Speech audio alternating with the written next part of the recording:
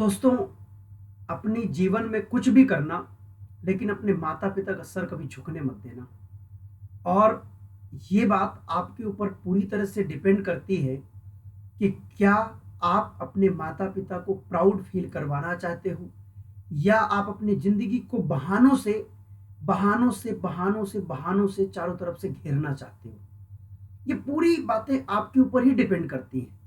दोस्तों, अगर आप सच में अपने ड्रीम को पूरा करना चाहते हैं, अगर आप सच में अपने माता पिता के लिए कुछ करना चाहते हैं, अगर आप सच में उनको एक अच्छे समय में बहुत जगह आप अपने ड्रीम प्लेस में, अपने मम्मी पापा के ड्रीम प्लेस में, जो कभी ना कभी जाने अनजाने वो आपको खुशी खुशी में बता देते हैं कि अगर हम यहाँ जाते तो कितना अच्छा लगता, तो क्या आप उनको उस जगह में ले जाना चाहते हो?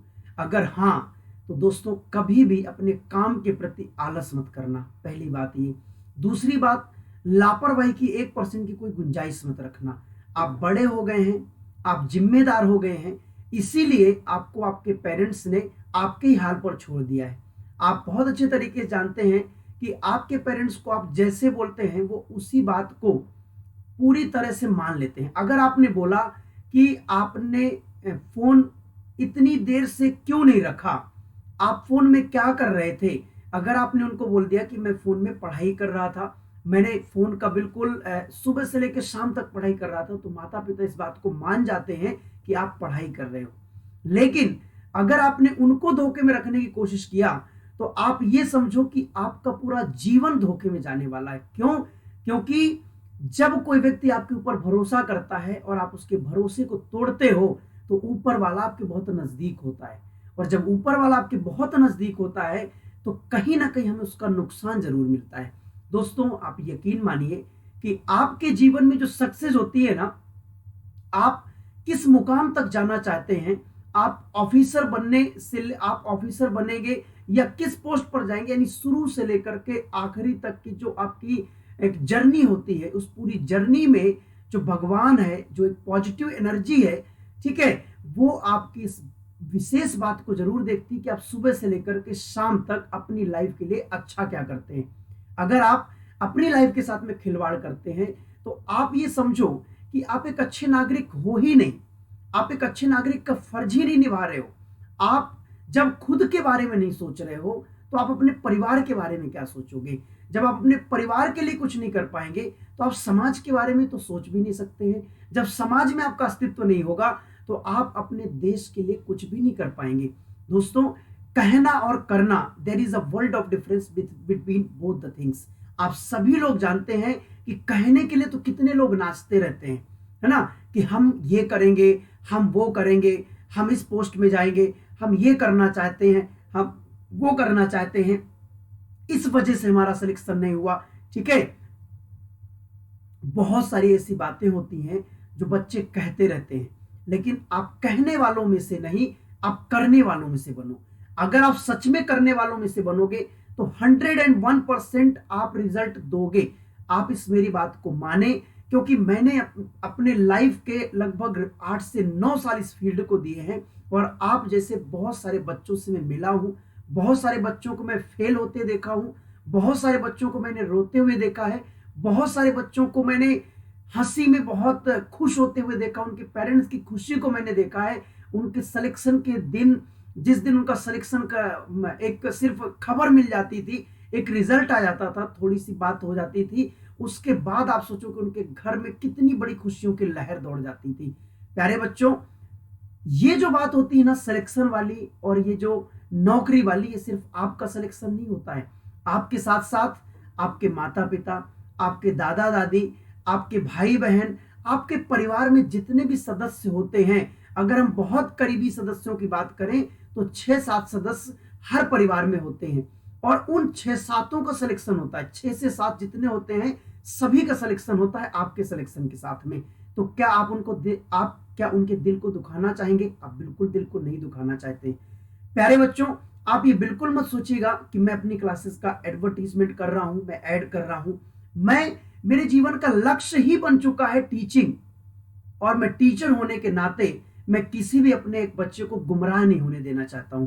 किसी भी एक अपने विद्यार्थी को गलत राह में नहीं भटकने देना चाहता हूं। मैं हमेशा चाहता हूं कि आप एक अच्छी राह में चलते हुए एक अच्छे नागरिक का कर्तव्य निभाते हुए और अपने लक्ष्य तक पहुंचे।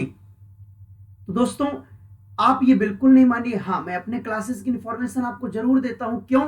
क्योंकि मैं बस आपको ये इन्फॉर्म करना चाहता हूं कि मैं अगर अनअकैडमी पर मैं क्लासेस लेता हूं, मैं सुबह 8 बजे भी लेता हूं, रात में 10 बजे भी लेता हूं, तो बेटा एक बात बताओ, क्या मैं आपको पढ़ाने के लिए क्लासेस नहीं ले रहा हूं?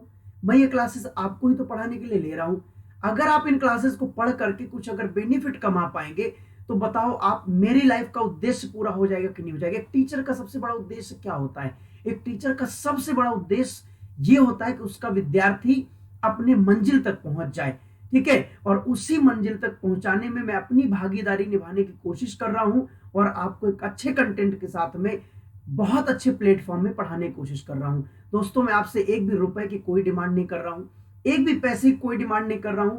बस आप अपने समय को अच्छा करें, आप सुबह उठने की आदत डालें, आप इस लॉकडाउन में कुछ नया सीखें। अगर आपकी हैबिट है कि आप 10 बजे ही उठ सकते हैं, इस हैबिट को आप सुधार सकते हैं। प्लीज आप सभी लोग इस आदत को जरूर सुधारें, और अगर आप समय से उठना प्रारंभ करेंगे तो आप देखिएगा आपके जीवन में बदलाव आना प्रारंभ होगा।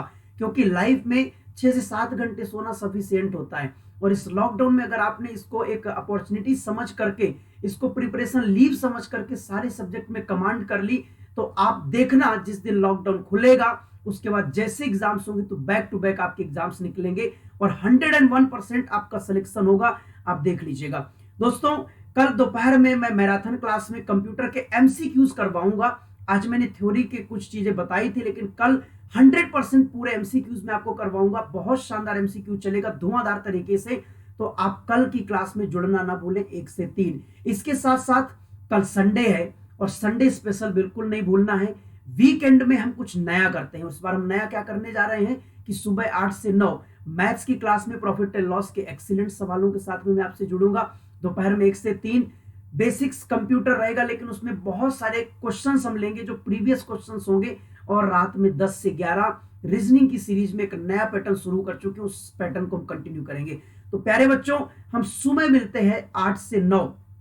सुबह 8 बजे क्लास अगर आप अटेंड करना चाहते हैं तो सुबह सुबह 7 बजे आप उठिएगा। और मैं पूरी उम्मीद करता हूं कि आप अपने माता पिता के सपने को पूरा करने के लिए आप क्लासेस को भी पढ़ेंगे, आप रूटीन के साथ में पढ़ेंगे, घर में भी प्रॉपर टाइम टेबल में पढ़ेंगे।